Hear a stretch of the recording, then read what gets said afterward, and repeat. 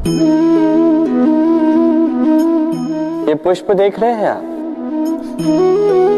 ये वही पुष्प है जिसका जीवन इस डाली पर आरंभ हुआ था। पहले कलिका बनकर फूटा, फिर धीरे धीरे मुख खोला, फिर अपने पंखुड़ियों का विस्तार किया, देखने वालों की आंखों में प्रशंसा देखी, मधु के लिए तितलियों को ललचाया और फिर डाली से टूटकर नीचे गिरा हुआ पाया। क्यों? नियति ने ऐसा क्यों किया? सोचिए। क्योंकि उस डाली पर टिके रहना इस पुष्प के जीवन का ध्येय कभी था ही नहीं। अब या तो ये पुष्प देवताओं के मस्तक पे सुशोभित होगा, या किसी स्त्री के आभूषण में गूंथा जाएगा, या किसी के प्रेम प्रदर्शन का माध्यम बनेगा। देखिए, जीवन में लक्ष्य को पाना है तो यात्रा से भय नहीं होना चाहिए। अपना अस्तित्व बनाना है तो उनकी छाव से दूर जाना ही पड़ेगा जिन्होंने आपको अस्तित्व में लाया। यही जीवन की निरंतरता है। राधे राधे।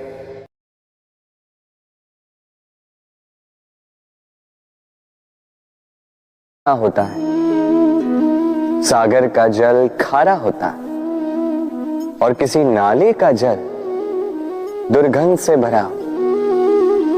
क्यों? नदी का जल मीठा होता है क्योंकि वो सबको जल देती है। सागर जल लेता है, इसीलिए खारा होता है। और नाला, उसका बहना रुक जाता है और इसी कारण से वो दुर्गंधपूर्ण हो जाता है, किसी काम का नहीं रहता। हमारे जीवन में भी कुछ ऐसा ही होता है। यदि नदी की भांति जीवन में कुछ देना सीखो तो जीवन में मिठास बनी रहेगी। यदि सागर की भांति बांटने के स्थान पर केवल संचय करते रहो तो मन में खटास बढ़ती रहेगी। और यदि नाले की भांति बहना छोड़ दो, कर्म करना छोड़ दो तो किसी काम के नहीं रहोगे। इसलिए बिना किसी विराम के कर्म करते रहो और जो कुछ भी आपके पास है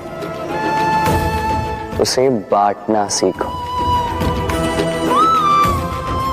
मन प्रसन्न होकर बोलेगा, राधे राधे। मनुष्य में एक बड़ा ही विशेष गुण पाया जाता है, मूल्यांकन करना। क्या महंगा है, क्या सस्ता है। जिसे खरीदने के लिए अधिक धन लगे, अधिक परिश्रम लगे, वो महंगा।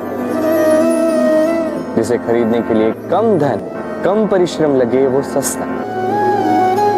परंतु क्या यही पूर्णतः सत्य है?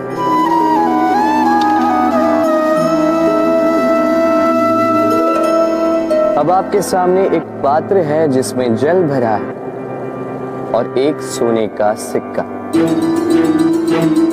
बताइए, इन दो वस्तुओं में अधिक महंगा क्या है? आप कहेंगे सीधी सी बात है, सोने का सिक्का ही अधिक महंगा होगा। इस सोने के सिक्के से आप ऐसे कई सारे जल के पात्र खरीद सकते हैं। चलिए, उचित। अब सोचिए, यदि आप किसी मरुस्थल के बीचों बीच फंसे, प्यास से तड़प रहे, तब क्या महंगा हो? तब तो आप इस एक घूंट जल के लिए अपनी जीवन भर की कमाई पाई पाई यूं ही गंवाने के लिए सज्ज हो जाएंगे। स्मरण रखिएगा, जीवन में महंगी या सस्ती वस्तु नहीं, परिस्थिति होती। और आवश्यकता पड़ने पर जो काम आ, उससे अमूल्य इस संसार में और कुछ भी नहीं। राधे राधे। ये है सुई और ये है तलवार। अब आप बताइए, आपके दृष्टिकोण से इन दोनों वस्तुओं में से क्या अधिक शक्तिशाली और महत्वपूर्ण होगा? आप कहेंगे तलवार ही अधिक शक्तिशाली या महत्वपूर्ण है। चलिए मानते हैं तलवार अधिक भारी होती है, तलवार युद्ध में आपको विजय दिलाती है, शत्रु का विनाश करती है, किंतु तलवार से कभी आप आपके वस्त्र सी नहीं पाएंगे। यदि पांव में कांटा चुभ जाए तो उसे आप तलवार से नहीं निकाल सकते, आपको सुई का उपयोग करना ही होगा। अब बताइए, तलवार को पाने के पश्चात ऐसे इस प्रकार सुई को खो देना क्या उचित होगा?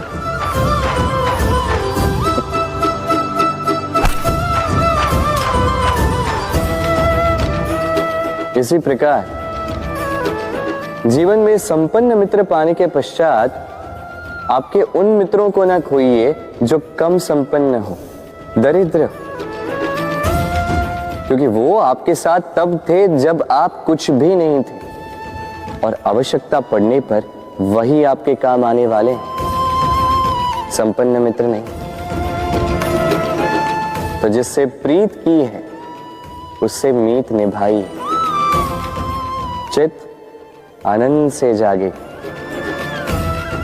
राधे राधे। कुछ बनाने के विज्ञान में पहले टूटने का ज्ञान आवश्यक है था। नई सोच बनाने के लिए पुरानी रीतियों को तोड़ना आवश्यक है। ये यात्रा, ये सीख केवल राधा के लिए नहीं बल्कि सभी के लिए। फिर सभी को इस दुर्गम और जटिल पथ से जाना ही होगा।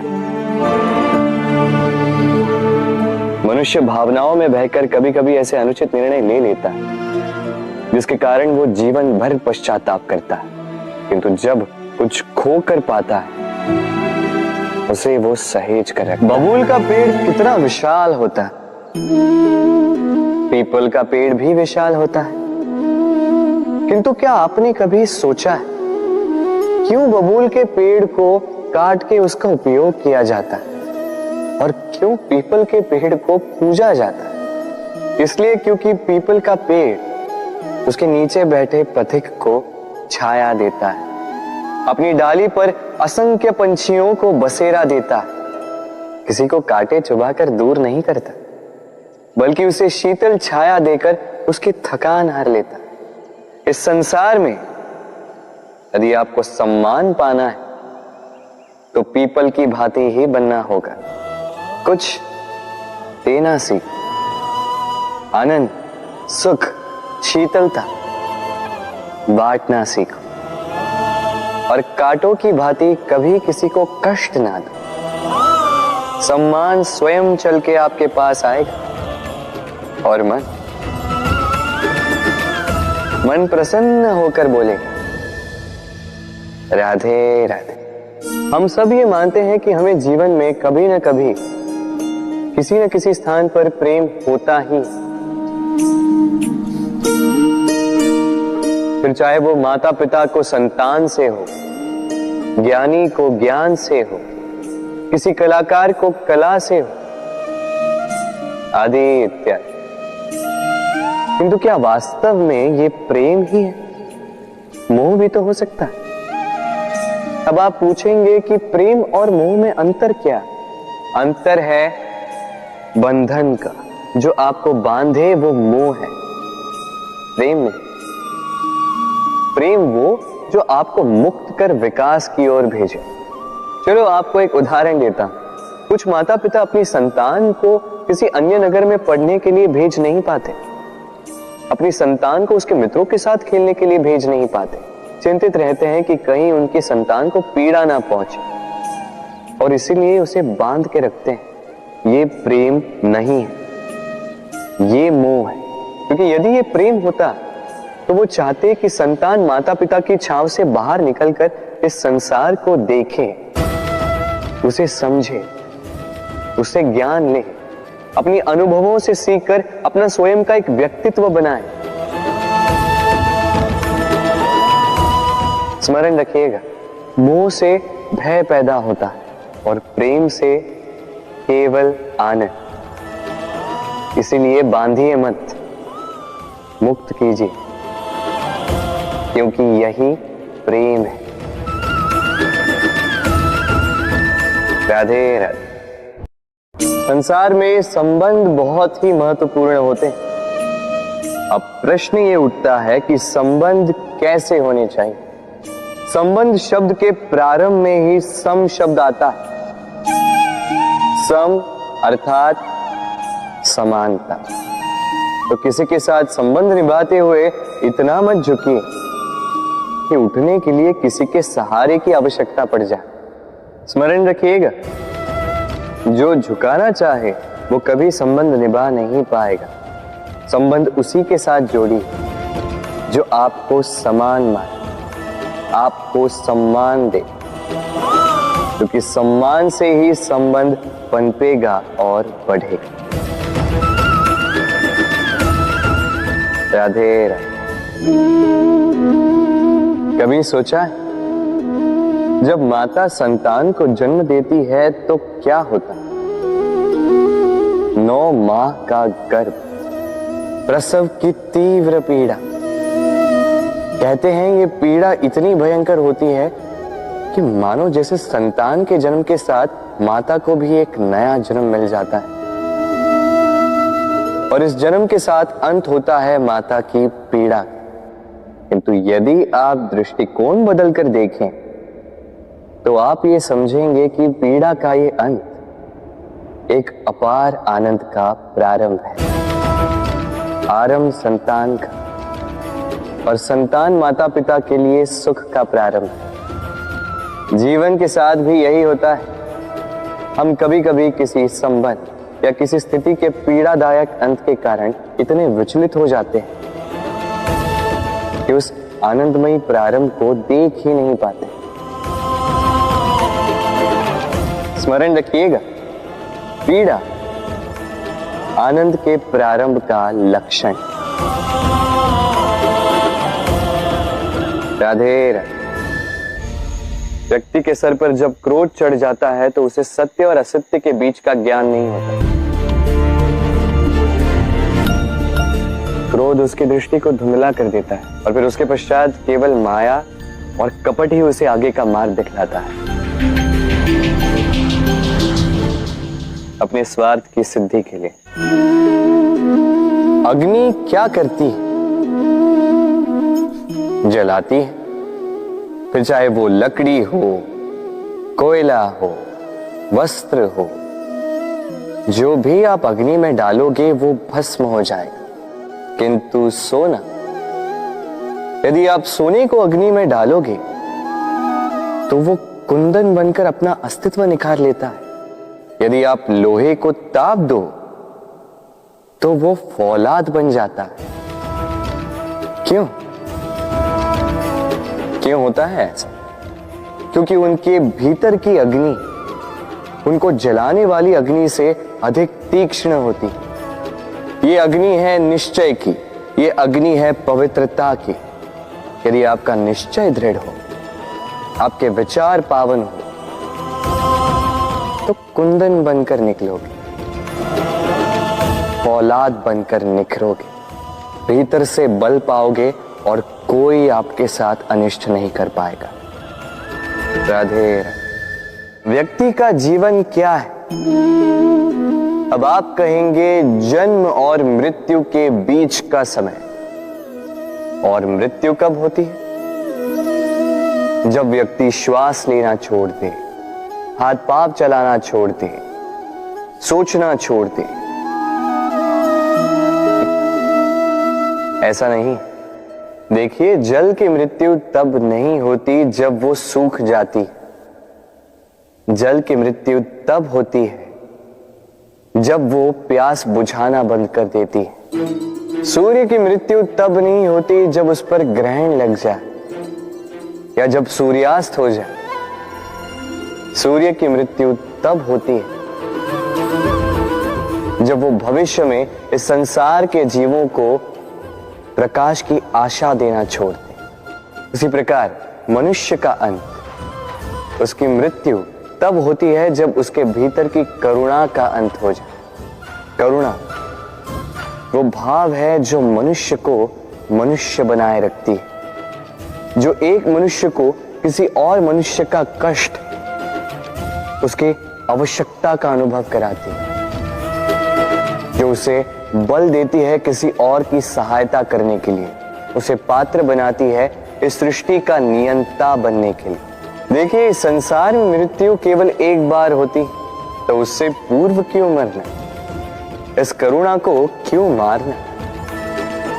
स्वयं को मनुष्य बनाए रखिए, मृत्यु के पश्चात भी जीवित रहेंगे। राधे राधे। नवरात्रि का पर्व आरंभ हो चुका है और ये पर्व अत्यंत भव्य है, क्योंकि ये पर्व जगत माता से जुड़ा है। मां कितना छोटा सा शब्द है, किंतु ठीक से देखो तो समस्त संसार इसी शब्द में समा है। मां जो अपनी संतान के लिए हर संभव प्रयास करती है, कुछ भी करने के लिए सज्ज रहती है। मां जिसका सबसे बड़ा गुण निश्चलता, मन में ना कोई पूर्वाग्रह, ना कोई भेदभाव, ना कोई छल कपट, और इतनी भोली होती है मां। संतान भले ही झूठा रो दे, मां को लगता है कि कदाचित वास्तव में भूख लगी होगी। मां चाहे जन्म देने वाली हो, चाहे पालने वाली, स्वर्ग, ये स्वर्ग हमें मां के चरणों के नीचे ही प्राप्त होता है। इसी मां को हमारा शत शत प्रणाम। राधे।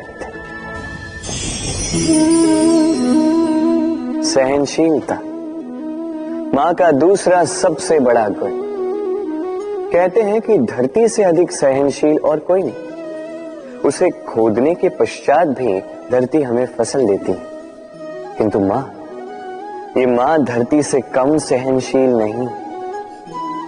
तनिक सोचिए, 9 माह तक संतान को अपनी कोख में रखना, क्या ये सहनशीलता कोई पुरुष दिखा सकता? क्या ये सहनशीलता कोई पिता दिखा सकता है? स्त्री में शील भले, सहनशीलता की परिभाषा उसे मां बनने के पश्चात प्राप्त होती। स्वयं का अस्तित्व भुलाकर संतान का अस्तित्व बनाती है। शिशु की लात खाकर भी आनंद से उसे दूध पिलाती। ये होती है मां, और इसी मां जननी को हमारा शत शत प्रणाम। राधे राधे। मां का एक और सबसे महान गुण, स्वयं को ढालने की अद्भुत शक्ति। जिस प्रकार एक मां स्वयं को ढाल सकती है और कोई नहीं कर सकता। मां एक महानदी की भांति है, जिसकी ऊर्जा असीमित है, किंतु अहंकार बिल्कुल नहीं। जिस प्रकार एक नदी ढलान के अनुरूप मुड़ जाती है, उसी प्रकार एक मां अपने संतान के अनुरूप ढल जाती है, चाहे जैसी भी परिस्थिति हो। उसके सोने के समय के अनुरूप स्वयं का सोना, उसके जागने के समय के अनुरूप स्वयं का जगना। संतान की इच्छा का भोजन वो स्वयं का मनपसंद भोजन बना लेती। ये मां का आंचल ही तो है, जो धूप में छाप बनकर आता है, जो शीत में कंबल बनकर आता है। मां ऐसी होती है कि संतान की निद्रा ना टूटे, इसलिए एक करवट सोने का अभ्यास कर लेती, और इतना स्वयं को केवल वही ढाल सकती है जो संतान की ढाल बन सकती। इसी मां को हमारा शत शत नमन। राधे राधे। मां के 2 और सबसे महान गुण, साहस और संबल। साहस ये कि वो अपने संतान के लिए कुछ भी कर सकती, और संबल ये कि वो अपनी संतान को कभी टूटने बिखरने नहीं देगी। तनिक सोचिए, जब भी आपको चोट लगती है, चीख से पूर्व मां का नाम मुख में क्यों आता है? तनिक सोचिए, जब आपको बल की आवश्यकता होती है, साहस की आवश्यकता होती है, आगे आप अपना मार्ग देख रहे हैं जो अत्यंत कठिन प्रतीत हो रहा है, तब मुख से मां की ही शपथ क्यों निकलती है? क्योंकि माँ ही है जो हमें साहस देती है, माँ ही है जो हमें सहारा देती है। माँ जानती है कैसे हमारी उंगली पकड़ के हमें चलना सिखाना है। माँ ये भी जानती है कि कैसे कान पकड़ के हमें उचित मार्ग पर लाना है। इसी साहसी माँ को हमारा शत शत नमन। राधे राधे। कभी आपने सुना है हिरणी सिंह से बचने के स्थान पर उससे जाके लड़ पड़ी, हिरणी ने सिंह पर आक्रमण कर दिया? कभी सुना है? कभी नहीं। किंतु ऐसा हो सकता है, ऐसा होता भी है, और ये होता तब है जब हिरणी के शावक संकट में हो, जब उन्हें सिंह से प्राणों का संकट हो, तब हिरणी भी आके सिंह से लड़ पड़ती है, उससे भिड़ पड़ती है, क्योंकि वो मां है और मां अपनी संतान के लिए कुछ भी कर सकती है। ये ममता है, ये जितनी कोमल हो सकती है उतनी ही कठोर भी हो सकती है, और अपनी संतान के हित के लिए वो क्रोध की पराकाष्ठा पार करते हुए अपनी संतान की सुरक्षा करके ही रहेगी। और इसीलिए तो मां संतान के जीवन की सबसे बड़ी ढाल कहलाती है। इसी मां को हमारा शत शत नमन। राधे राधे।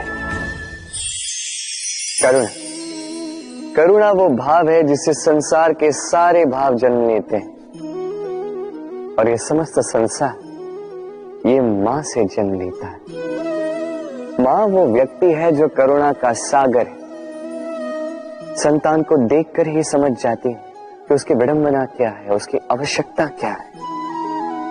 संतान के नेत्रों में यदि अश्रु दिखे, वो देखकर ही समझ जाती है कि उसके शरीर के कौन से भाग में उसे चोट लगी है। संतान के बिना कहे मां समझ जाती है कि आज भोजन में संतान क्या खाएगी।